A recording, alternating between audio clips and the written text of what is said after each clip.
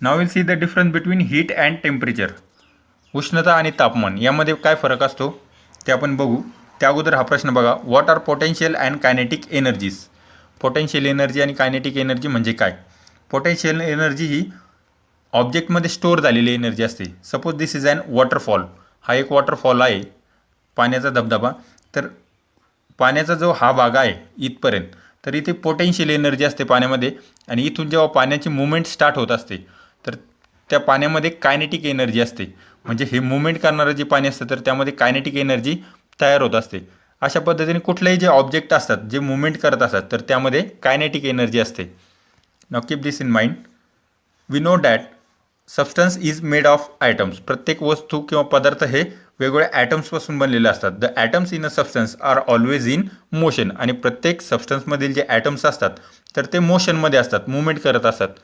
फक्त फरक असा असतो की सॉलिडमधले ॲटम्स त्यांची मुवमेंट कमी असते, लिक्विडमधले ॲटमची मुवमेंट जास्त असते, आणि गॅसियस सबस्टन्समधले जे ॲटम्स असतात तर त्यांची मुवमेंट ही जास्त असते. Now will see what is heat. Heat म्हणजे काय. The total kinetic energy of the atoms in a substance is a measure of heat content in that substance. तर कायनेटिक एनर्जी जी असते एखाद्या सबस्टन्समधील जे हा जो पदार्थ आहे तर त्यामध्ये काही ॲटम्स असतील तर ते ॲटम्स ज्या स्पीडने मुवमेंट करतायत तर त्यामुळे काय होत असतं, त्यामध्ये कायनेटिक एनर्जी तयार झालेली असते. Suppose in this substance there are 6 atoms. 1 2 3 4 5 and 6. आता इथे जर हे सर्व ॲटम्स मुवमेंट करतायत म्हणजे यांची कायनेटिक एनर्जी काही ना काही कायनेटिक एनर्जी असेल. तर इथे 3 जूल असेल, इथे जर 3 जूल असेल, 2 joule, 2 joule, 1 joule and 1 joule. तर इथे टोटल कायनेटिक एनर्जी किती झाली ते आपण बघू शकतो, 12 जूल.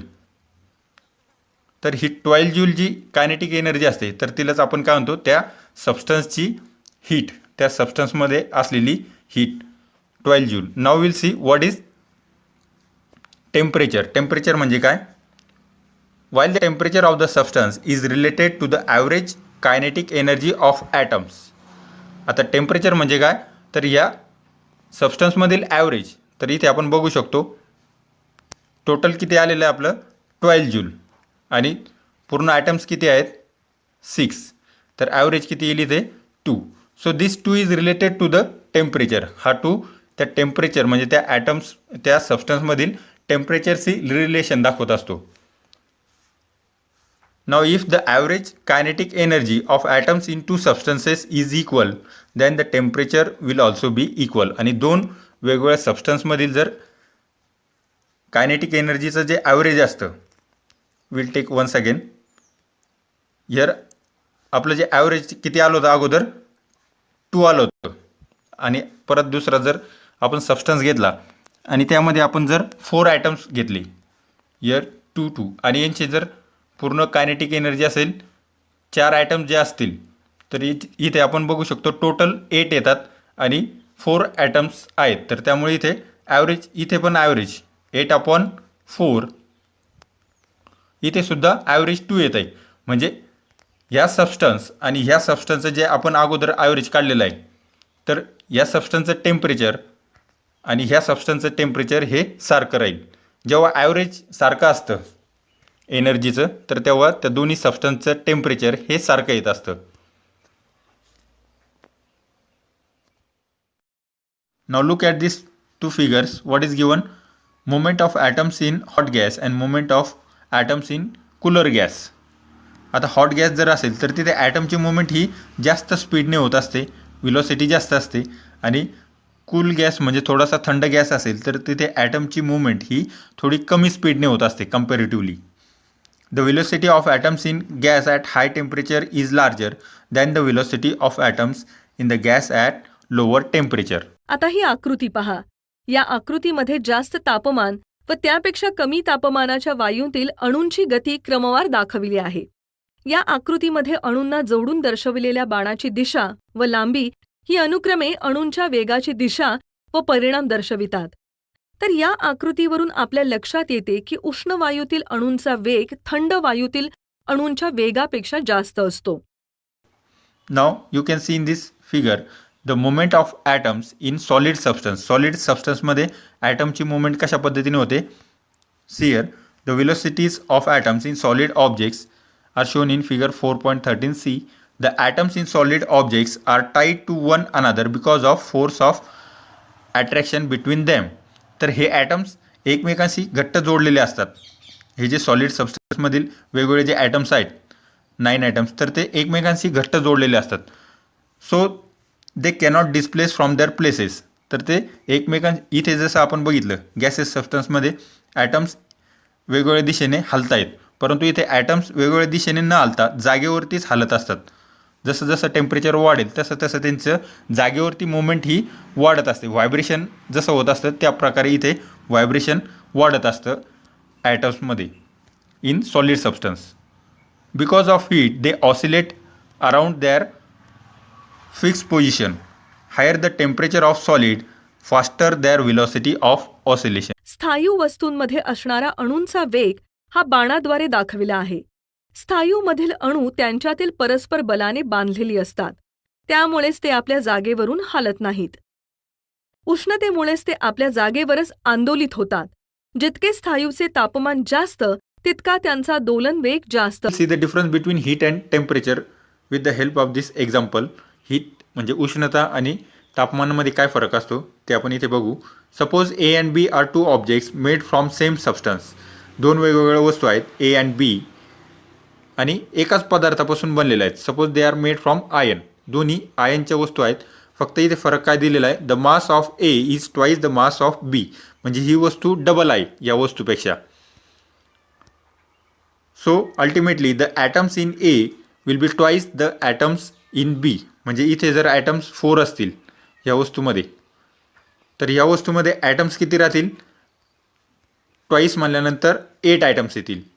आता इथं 8 ॲटम्स म्हणल्यानंतर जर आपण इथं 2 जूल कायनेटिक एनर्जी जर एका ॲटमची 2 जूल पकडली तर इथे 8 × 2 16 जूल होईल. आणि इथे आपण 2 जूल प्रत्येक ॲटमची जी कायनेटिक एनर्जी असेल तर ती जर 2 पकडली तर इथे 8 जूल होईल total. So this is the total heat. म्हणजे दोन्हीमध्ये हीट किती राहील वेगवेगळ्या प्रमाणात राहील. इथे 16 जूल राहील हीट आणि इथे 8 जूल. परंतु जर आपण ॲव्हरेज बघितली इथं तर इथे ॲव्हरेज येतं आहे 16 डिवायडेड बाय 8 तर इथे 2 येईल आणि इथे सुद्धा 2 येईल. म्हणजे दोन्हींचं ॲव्हरेज जे कायनेटिक एनर्जीचं जे ॲव्हरेज आहे तर ते 2 येईल. म्हणजे इथे आपल्याला लक्षात येईल की ह्या दोन्ही वस्तूंमध्ये टेम्परेचर हे सारखं येईल. इथे टेम्परेचर सारखं येईल ॲव्हरेज सारखं असल्यामुळे, परंतु इथे हीट इथे जास्त राहील आणि ह्या वस्तूमध्ये हीट कमी राहील. अशा पद्धतीने हीट जा की अ व ब या 2 वस्तू एकाच पदार्थापासून बनलेल्या आहेत. अ या वस्तूचे वस्तुमान हे ब या वस्तूच्या वस्तुमानाच्या दुप्पट आहे. म्हणजेच अ या वस्तूमधील अणूंची संख्या ही ब मधील अणूंच्या संख्येच्या दुप्पट आहे. जरी अ व ब चे तापमान सारखे असले तरी अ या वस्तूमधील उष्णता ही ब मधील वस्तूच्या उष्णतेपेक्षा दुप्पट असते.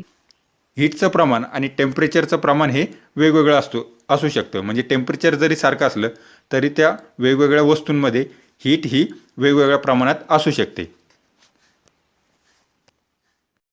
Now see here one more example is here. Take 2 steel vessels A and B of same size. 2 स्टीलचे सारखे भांडे घ्यायचे सारख्या आकाराचे.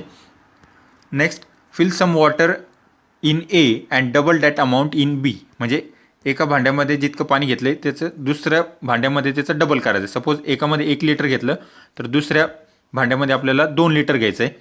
Make sure the water in both vessels are at the same temperature. आणि दोन्ही व्हेसल्समधलं जे पाणी आहे 1 लिटर आणि दुसऱ्यामध्ये 2 लिटर तर ते दोन्हींचं टेम्परेचर सारखं घ्यायचं आहे अगोदर.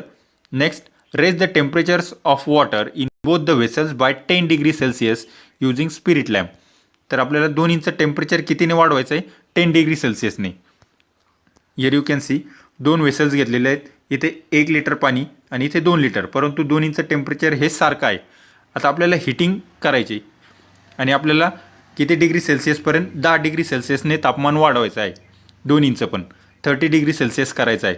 तर आपल्याला असं लक्षात येईल की 1 लिटर पाणी जे घेतलेलं आहे तर त्यासाठी आपल्याला कमी वेळ लागेल आणि 2 लिटर पाण्याला तापवण्यासाठी 30 डिग्री सेल्सिअसपर्यंत नेण्यासाठी दोन्ही 30 डिग्री सेल्सिअसपर्यंत जातील. परंतु जे 2 लिटर किंवा जास्त पाणी आहे तर त्याच्यासाठी आपल्याला जास्त वेळ लागेल. तर इथे आपल्याला लक्षात येईल की 1 लिटर पाण्यामध्ये तर इथे हीट म्हणजे उष्णतेचं प्रमाण हे कमी असतं आणि इथे जे 2 लिटर पाणी जे आहे तर तिथे उष्णतेचं प्रमाण हे जास्त राहील, कारण की इथे वेळ जास्त लागलेला आहे किंवा उष्णता तिथे आपण जास्त वापरलेली आहे. Heat we have use more heat we have use to raise the temperature of this water. Now up to here we understood what is the difference between heat and temperature. Heat म्हणजे ऊर्जेचं एक रूप असतं. Heat is the form of energy and temperature is used to measure how hot or how cold any object is. एखादा object किंवा पदार्थ किती गरम आहे किंवा किती थंड आहे तर त्या बघण्यासाठी आपण टेम्परेचरचा वापर करत असतो. आणि हीट ही त्या ऑब्जेक्टमध्ये असलेली जी कायनेटिक एनर्जी असते टोटल तर तिला आपण हीट म्हणत असतो. नाव C the temperature is measured in the units of Celsius, that is degree Celsius, Fahrenheit, that is degree Fahrenheit and Kelvin. जसं आपण लांबी जी मोजत असतो सेंटीमीटर, मीटर, किलोमीटरमध्ये तर त्याच पद्धतीने टेम्परेचर मोजण्यासाठी जी युनिट्स असतात तर ते सेल्सिअस, फॅरनहीट आणि केल्विन हे 3 युनिट्सचा वापर आपण करत असतो टेम्परेचर मोजण्यासाठी. Now Kelvin is use in scientific experiments. केल्विनचा वापर कुठे केला जातो? मुख्यत्वे जिथे सायंटिफिक एक्सपेरिमेंट्स म्हणजे लॅबोरेटरीमध्ये केल्विनचा वापर केला जात असतो. While the other 2 are use in daily life. आणि आपल्या दररोजच्या जीवनामध्ये तर वेगवेगळ्या पदार्थांचं टेम्परेचर मोजायचं असेल तर आपण डिग्री सेल्सिअस किंवा फॅरनहीट ह्या दोन्हीचा वापर करत असतो. आपल्या बॉडीचं टेम्परेचरसुद्धा आपण डिग्री सेल्सिअस किंवा फॅरनहीटमध्ये मोजत असतो किंवा हवामान जे असेल तर तिथेसुद्धा डिग्री सेल्सिअस किंवा फॅरनहीटचा वापर केला जात असतो.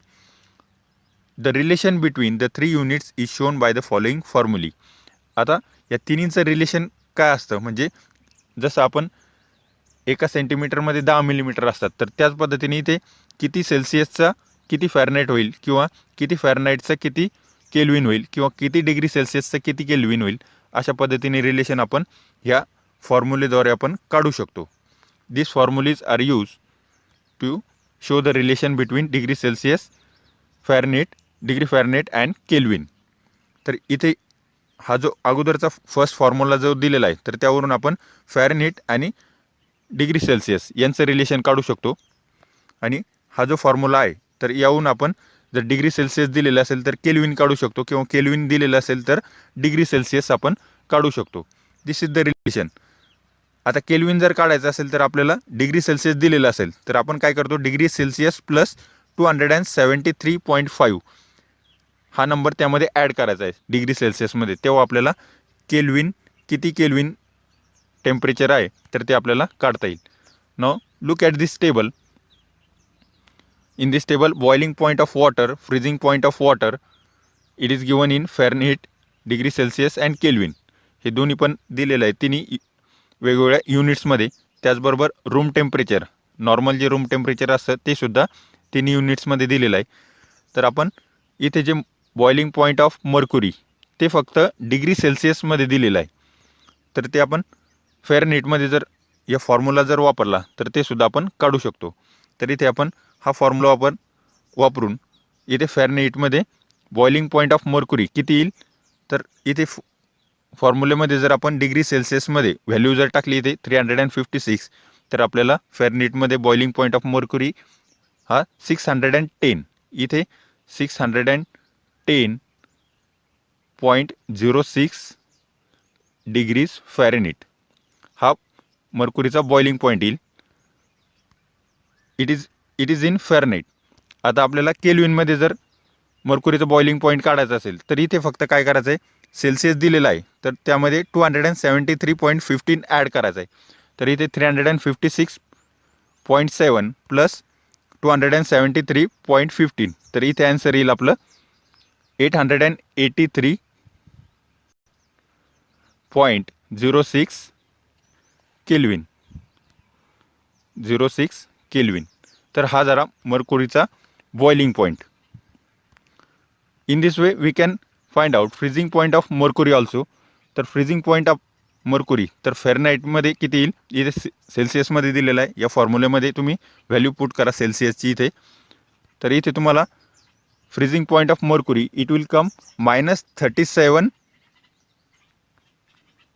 66.84 डिग्रीज फॅरनाईट हा झाला फ्रीजिंग पॉईंट ऑफ मर्क्युरी. आणि त्याच पद्धतीने आपल्याला अगोदर जसं आपण केल्विनमध्ये बॉइलिंग पॉईंट ऑफ मर्क्युरी काढलेला आहे, त्याच पद्धतीने फ्रीजिंग पॉईंट ऑफ मर्क्युरी आपल्याला इथे -38. तर इथे या फॉर्म्युल्यामध्ये सेल्सिअसच्या ऐवजी -38.8 ही व्हॅल्यू टाकल्यानंतर आपल्याला इथे आन्सर येईल 243.35 243.45 Kelvin. This will be the freezing point of mercury.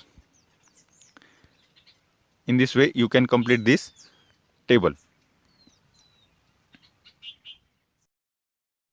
Now using these two formulae we can solve the given problems. See the first problem. How much will be the temperature of 68 degree Fahrenheit in Celsius and Kelvin? इथे फॅरनाईटमध्ये temperature दिलेलं आहे, तर ते आपल्याला अगोदर सेल्सिअसमध्ये काढावं लागेल आणि त्यानंतर आपण केल्विनमध्ये सुद्धा काढू शकतो. सेल्सिअस आल्यानंतर केल्विनमध्ये फक्त आपल्याला 273.15 ॲड केल्यानंतर केल्विनमध्ये सुद्धा आपल्याला टेम्परेचर येत असतं. In this way you can solve this example. Now see the second example. What is ask here? At what temperature will it's value be the same in Celsius and Fahrenheit.